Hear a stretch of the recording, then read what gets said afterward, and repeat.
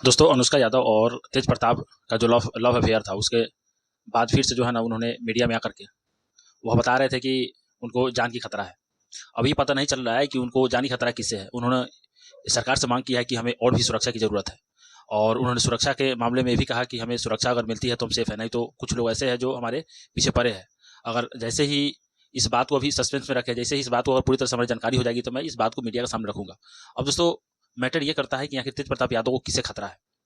और उनसे मीडिया वाले भी पूछा कि आप पार्टी क्यों नहीं बना लेते हैं, तो उन्होंने स्पष्ट और साफ रूप से बताया कि कोई ज़रूरत नहीं है कि चुनाव लड़ने के लिए जो है ना पार्टी की ज़रूरत पड़ती है। चुनाव लड़ने के लिए तो हम कहीं से भी चुनाव लड़ सकते हैं।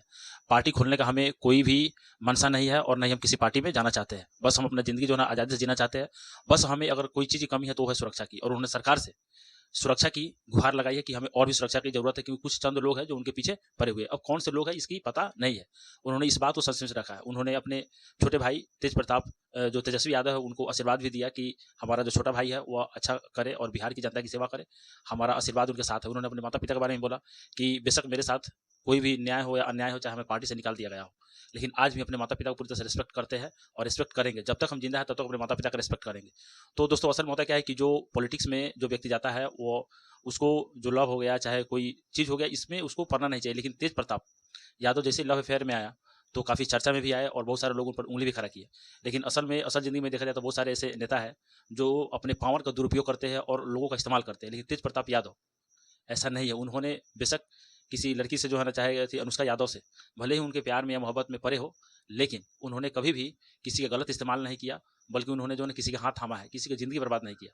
तो कहीं न कहीं तेज प्रताप यादव अपनी जगह पर बहुत अच्छे हैं, और उन्होंने अपने पावर का इस्तेमाल नहीं किया। उन्होंने ये भी कहा कि अगर हमें न्याय नहीं मिलता है, चाहे जो भी चीज़ का न्याय हो, चाहे हमें किसी से दिक्कत होगा तो मैं अदालत में जाऊँगा। हमें किसी से लड़ना नहीं, झगड़ना नहीं है, और नहीं किसी से के साथ कोई गलत व्यवहार करना। यानी तेज प्रताप यादव सीधा स्पष्ट रूप से कहे कि हम किसी से डरते नहीं है। अगर हमें किसी से दिक्कत होगा तो हम डायरेक्ट जो है ना अदालत के दरवाज़ा खटखटाएँगे। तो पॉलिटिक्स में ऐसा होते रहता है। हालाँकि जो तेज प्रताप यादव है, उन्होंने ये भी अपने बातों से स्पष्ट कर दिया कि हमें कोई पार्टी की निर्माण नहीं करना है, और नहीं हम किसी पार्टी में जाएंगे। और चुनाव लड़ना होगा तो ये बिहार की जनता तय करेगी और भारत की जनता तय करेगी।